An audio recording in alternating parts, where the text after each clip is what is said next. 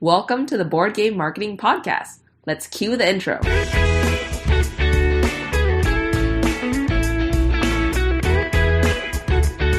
This is the #1 podcast to learn marketing strategies for your board game. Whether you're just starting on your first game or an experienced designer, you've come to the right place. My name is Nalin, and let's talk marketing for your game.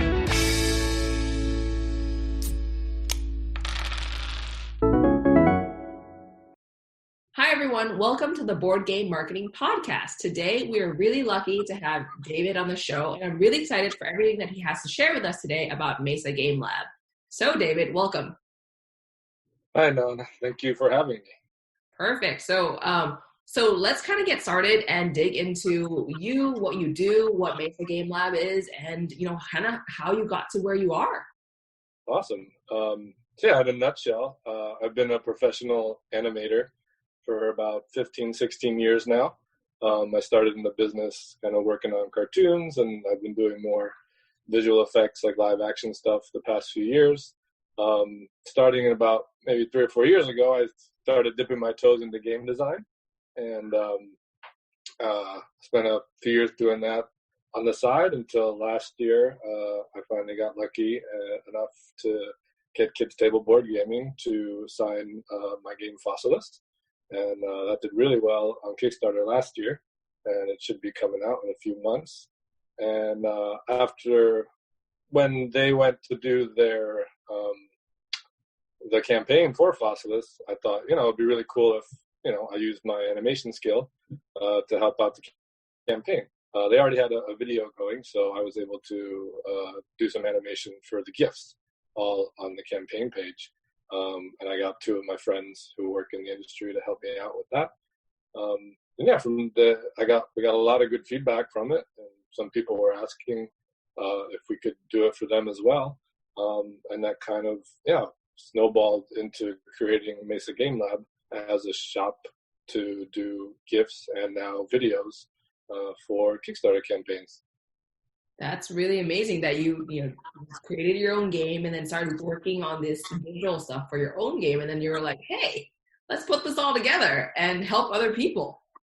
Yeah, it kind of felt like I was putting, 2 of my passions together to create a little company. And I think it's funny that I feel like it's like I had to publish a board game in order to finally make like an animation company. Yeah, so I never saw that coming, but yeah. Well, yeah, let's talk a little bit more about that. You said you never saw that coming. You want to tell us more about what you were thinking there? Oh yeah, I think I never. Again, when I got back into hobby board gaming, probably around 2012, 2013, when kind of tabletop was popular with Will Wheaton. That got me into playing again. And there was just a point in my career where I was starting to feel like, I'm always working for clients and for the companies and doing the animation that they want me to do. And if they have notes, I have to do that. And I just felt like, I want to do something creative that's my own, that kind of I can take ownership of completely, outside of animation. So then that's when I started trying to do the game design.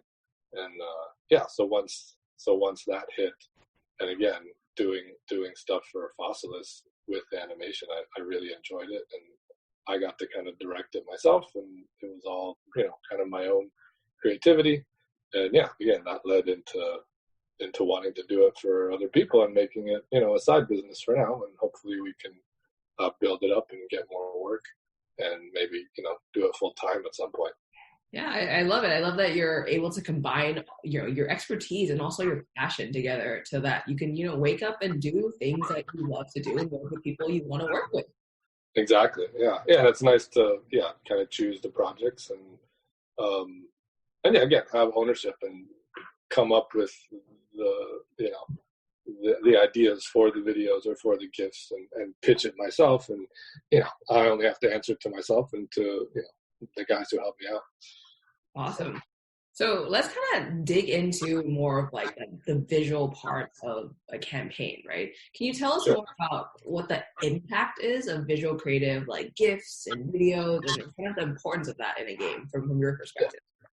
I mean, yeah, I've been backing Kickstarter games for quite a few years too. So obviously, that when you're browsing, unless you know ahead of time, all this Kickstarter's coming, and I know I'm going to check it out.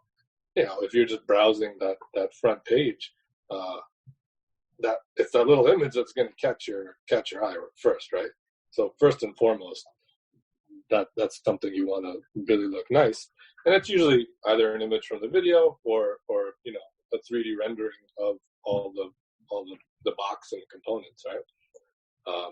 But then, yeah, that first thing you see and kind of is the video, and if that's not engaging right in the first 30 seconds to a minute, people just kind of go by, right? So I think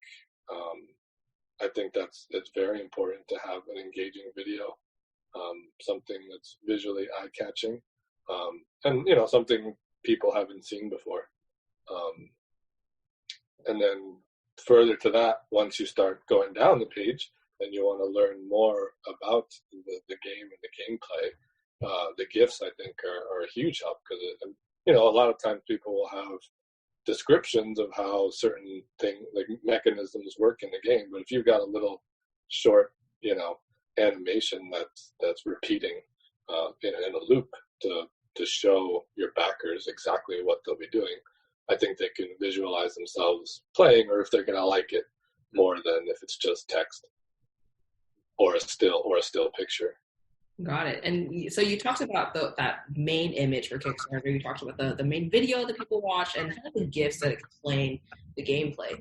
Would you be able to go into a little bit more depth with us here? Like, what do you look for, or what do you kind of hope to do with each of these parts? Like, are there best practices for GIFs? Are there best practices for video structure? Things like that? Yeah. So right now, we've done 2 videos. So far, we've got another one lined up soon, and maybe 4 or 5 GIF packages for campaigns so far. At least for GIFs, I've definitely found. So when we do a video, we'll include some GIFs that come straight from the video, and then we'll usually do a few kind of bespoke ones depending on what they need for the campaign. But I found that I can't just kind of pop something that was in the video out as a GIF as is. I like to, if you saw the In Too Deep by Burnt Island Games, our video for that, they wanted a few game mechanisms that were in the video shown as a GIF, but I popped them out I took them from the actual animation of the video in the environment. We put them in a white environment so we're concentrating on the gameplay that's shown. And also with the white background, it kind of blends into the Kickstarter page usually, which has been nice. And I'll usually try and slow the camera down or slow the animation, because again, in the video, since we're trying to do it in a minute and a half, 2 minutes, you want it to be quick. But when it's in a GIF format, you want the action to read better for the backers to really understand what's going on.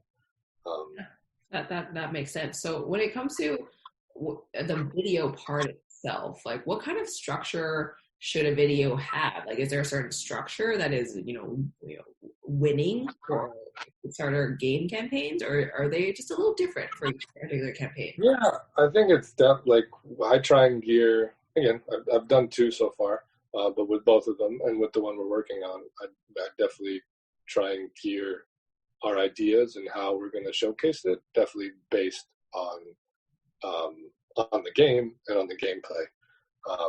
So Animo was the first, Cross Trainers was the first video we did, and that was mainly a Pokemon type card game.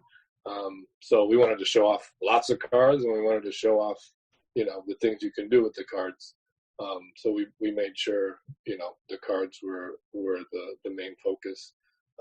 Whereas in Too Deep, there was a very cool board. There were miniatures. There was a lot of tokens and things that you can do with those tokens. So again, we wanted to showcase all those different game mechanisms in it. So there was a lot more focus on the board, and again, it was a really cool world that they built around it. So we made sure we set it in like a futuristic setting and used holograms and things like that just to really set the mood for the video. I think that's really important to, again, just to pull the viewers in with that feeling of what the game should be about.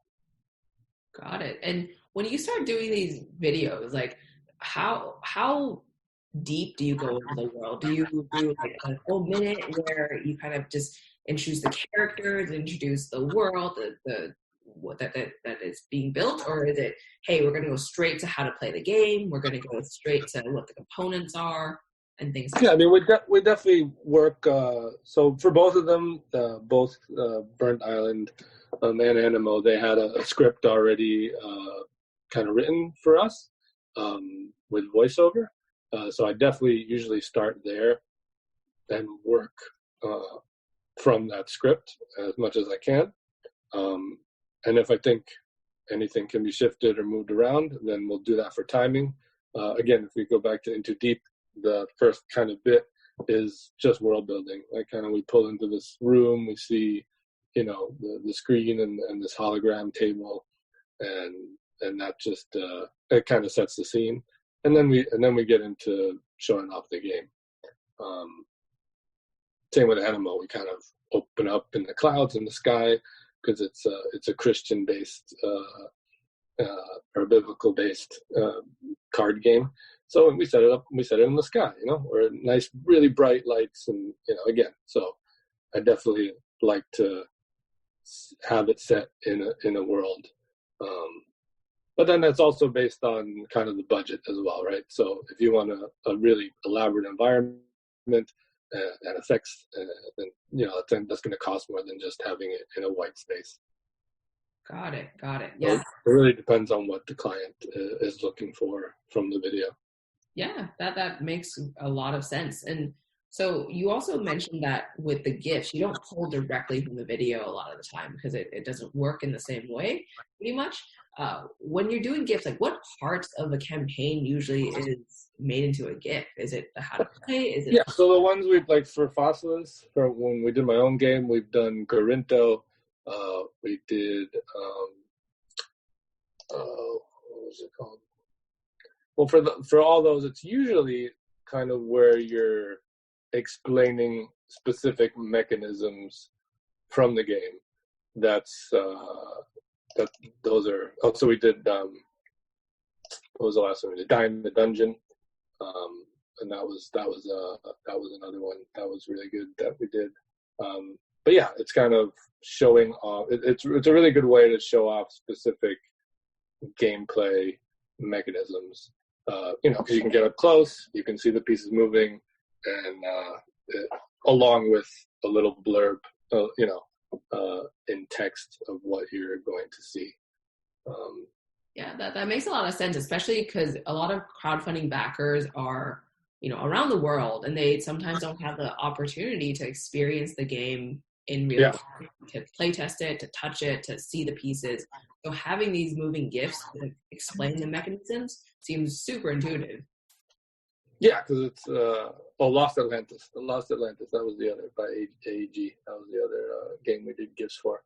But yeah, it looks really nice, and the way we render them, we make them look as real as possible as they would on the table, because we're using the artwork from the publishers that they provide us, and we're modeling everything to scale. So we try to have the game look exactly like it's going to look on the table. And yeah, so when you go on a page and you scroll down, and you're not just reading about what you're going to be doing, you're actually seeing it, and immediately it puts a sense of, that might be fun. I think I like that, because some people like some game mechanisms, some people prefer others. So I think it's a quick way for backers to see whether they'd like a game or not. Yeah, and the comprehension for sure too. So, Mm-hmm. so how early or late, I guess, in the process do you typically engage with people for their crowdfunding campaign? Say they're like, hey, David, can you help make a video and an image and gifts for my game? When is the typical like engagement or what you would recommend engaging? So what I would recommend would definitely be, because usually people want. I think a good thing would be to get the video and not necessarily the gifts, but at least the video. I think you should have that at least 2, maybe 3 weeks even before your campaign starts, just so you can use it for marketing, right? You can get it out on Facebook, on Twitter, and build up, some hype.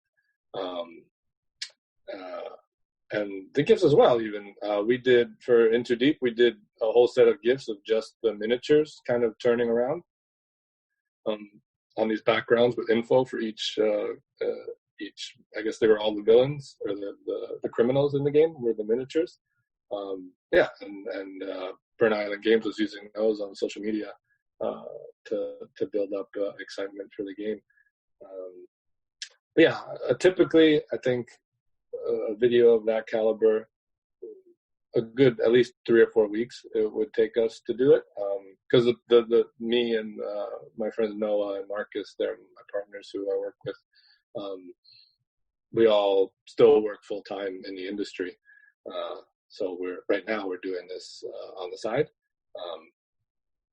So 3 or 4 weeks ahead of time from whenever a client would want the video would be best. Gifts take a little less time. There's less planning involved for a set of gifts. I won't say which one, but one of the campaigns we did, we ended up having to do the whole set of gifts in about 5 days, which wasn't ideal, but we were able to do it.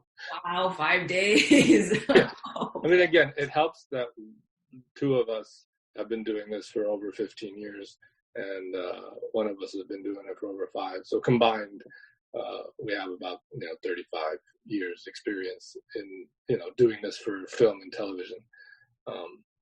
So I think I'm trying. There's a bunch of really great creators making awesome videos in this space, and we just wanted to come in and maybe offer that bit of extra experience that we to potential clients.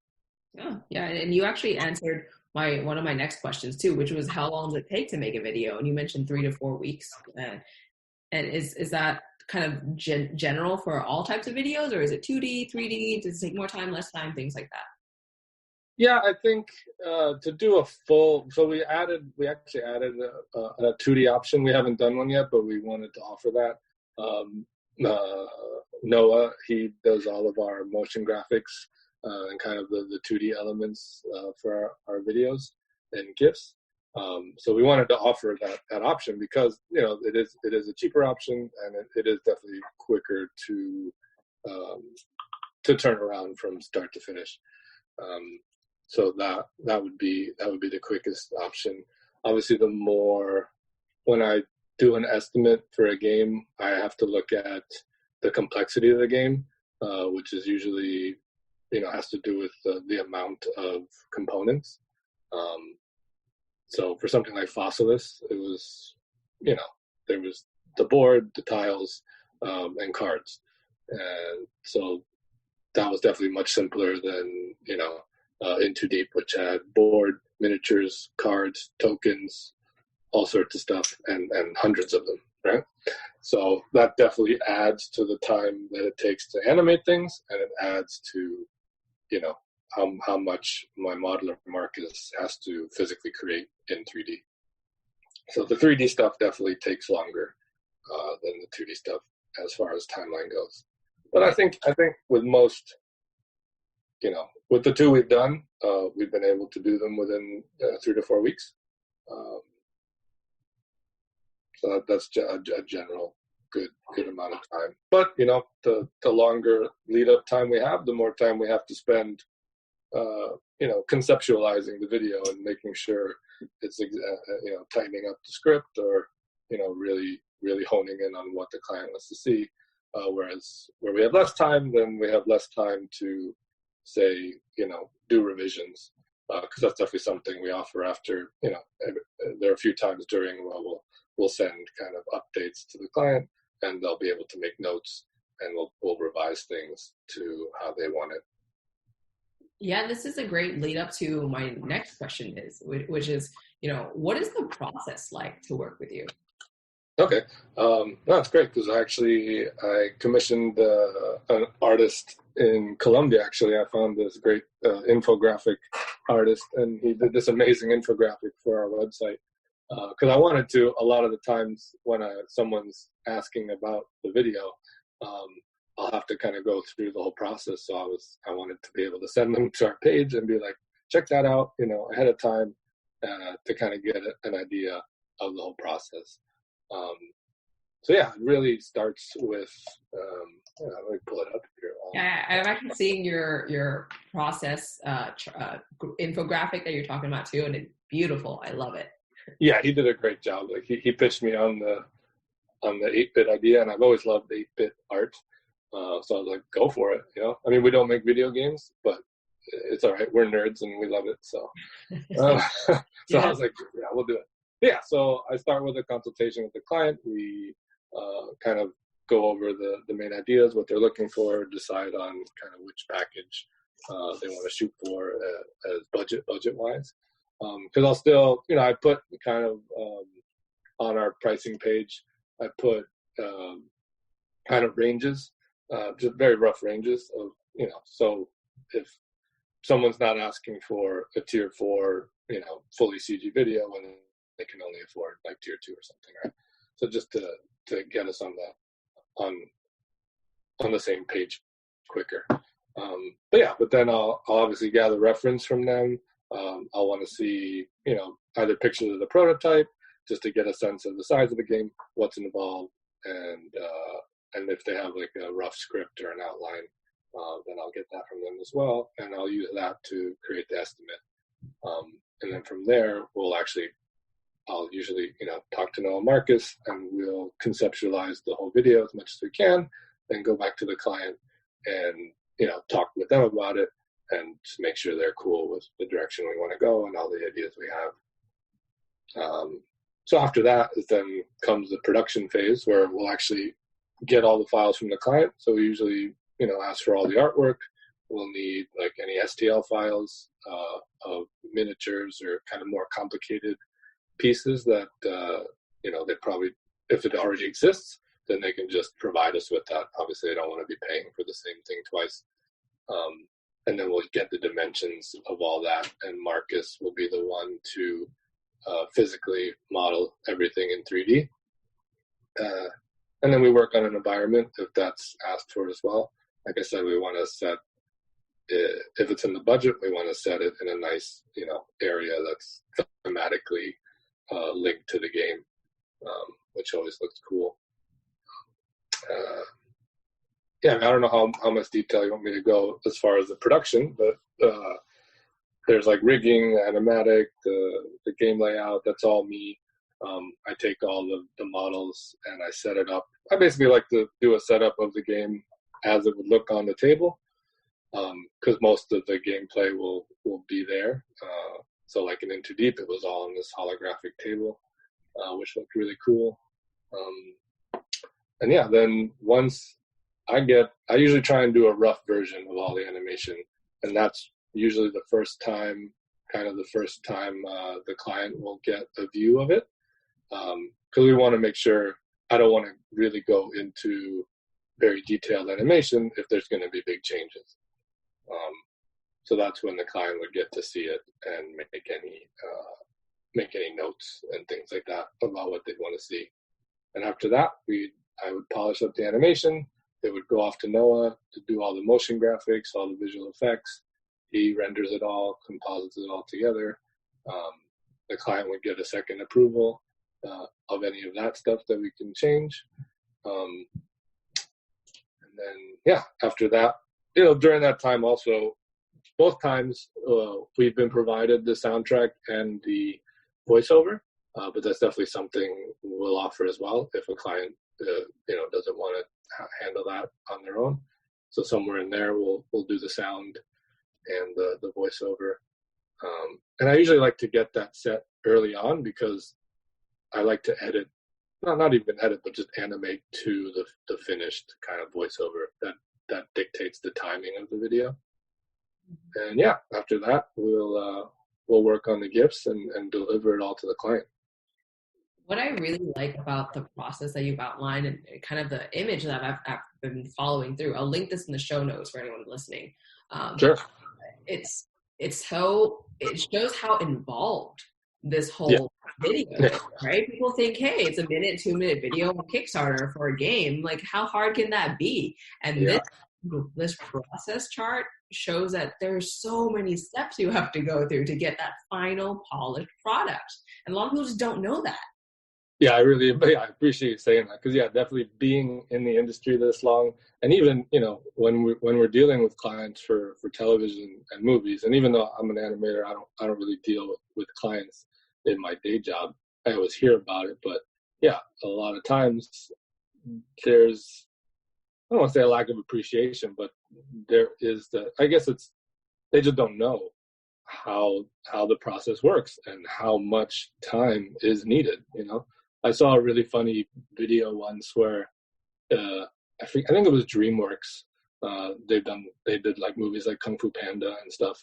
And I don't know if it was the artist, but they put this whole thing together about the animation pipeline. And when it actually came to the actual animation, there was just a red button that said animation, and someone pushed it. And I was like, because a lot of people just think it's a quick thing, But it's definitely a lot of work and a lot of planning and a lot of different people. I've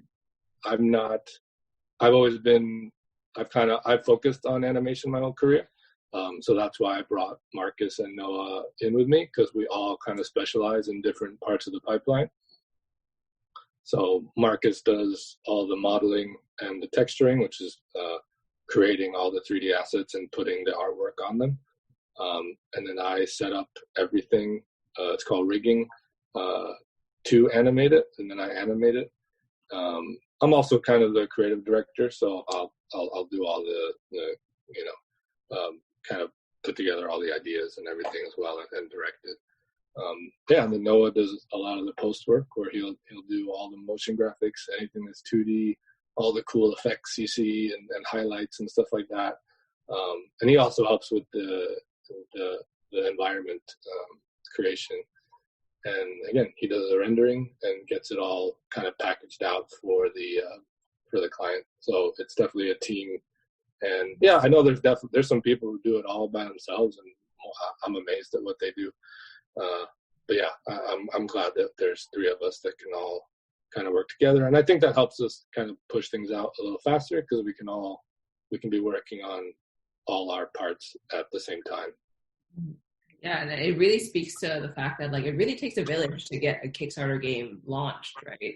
Just the video and the visual parts itself, takes a team. And then there's not even the copywriting for the game, the editing, the rules. And Like when you talk about a whole campaign, just our part is just one small part. Like we can put that's a huge page with tons of information, and the FAQ and all that, and just and then obviously the manufacturing and shipping and all those logistics. It's amazing. That's one reason why I looked for a publisher for Fossilis, because I wasn't in any position to do all of that myself. Yeah, that makes a lot of sense. And so with all this process, what should people have prepared when they come and approach you and they're like, hey David, I would love for you to kind of work on this game. What do they have prepared?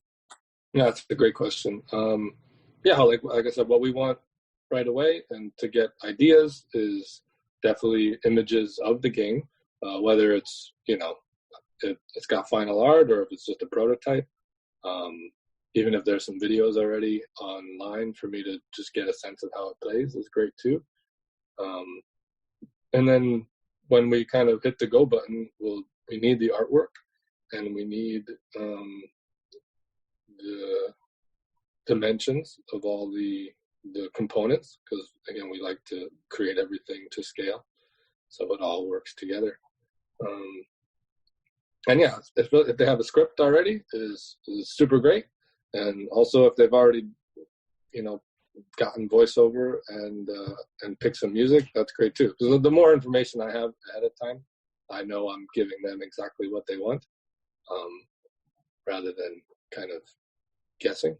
But again, we always talk it through with them, and the client has final approval on everything we do. Got it. Okay. And typically, how often do you guys get on calls with clients? Like, how much time should people bank to talk to you? Is it weekly? Is it daily? What do people look for? Yeah, at the beginning, I thought I like to have like an initial consultation. So even just half hour, an hour on the phone or on Zoom like this. Again, just to get a sense of exactly what they want, what they're looking for, timeline, what they want to see in their campaign. And then after I send the estimate and it's a go, then again, I like to, once we have a final an idea of what we want, I'll pitch them the whole idea for kind of scene by scene, go through the script together, and tell them what we're thinking. And then definitely, I just need to be available to provide us with the artwork, or if anything's missing that they haven't sent. And so far, clients have been great with that. I'll just send an email or through Facebook, and I'll say, hey, can we, we're missing such and such piece of art that we need, and they'll send it. I usually try and set up like a Google Drive where they can pop all their files in, and then that's also how we deliver it as well. So there's always a good back and forth throughout the process. So yeah, I'm available as much as the client wants to discuss things. Perfect. Okay, yeah, this is really great walkthrough what you do at Mesa Game Labs and the process and kind of what people should expect. So thank you so much for your time today and for coming on the show and sharing all these insights about no problem. videos, articles, and all this. No, thank you very much. I appreciate it. It's a good opportunity, and thanks for having me on. I hope it helps some people. Yeah, and before we go, kind of what's next for you guys at Mesa Game Lab? What are you working on right now? So right now we're definitely looking for more video opportunities. We do have a set of gifs we're working on, and a potential video. I'm just coming up with ideas for it now. So, and I think they're both for kind of end of August, early September. So hopefully they'll be seeing some new stuff from us. And In Too Deep is relaunching in September as well. Their In Too Deep reboot, they're calling it. So yeah, our In Too Deep video and gifs will be back up on Kickstarter in September when they relaunch that as well. But yeah, really we just want to get the opportunity to do some more videos and kind of build up our catalog of production that we've been doing, because it's been fun and I really enjoy it. And again, it's just, I feel like I can take ownership of the output, because it's all ours. And and I just like that it helps other people, their campaigns, and it helps them, deliver their games and their dream to backers. That's incredible. And if listeners are interested in kind of getting in touch with you, where should they head to? So you can check out our website. It's mesagamelab.com. So all the info is there. I'm also at Mesa Game Lab on Twitter, on Facebook, and on Instagram. Or you can also find me on Facebook, David Diaz. I have my own personal account there, and that's where I kind of post stuff for my designer stuff. Perfect. Well, thank you so much for your time, David. Thank you, Nalin. I really appreciate it. It was a lot of fun.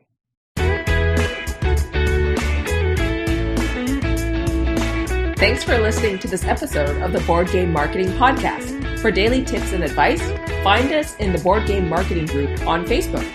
See you next week.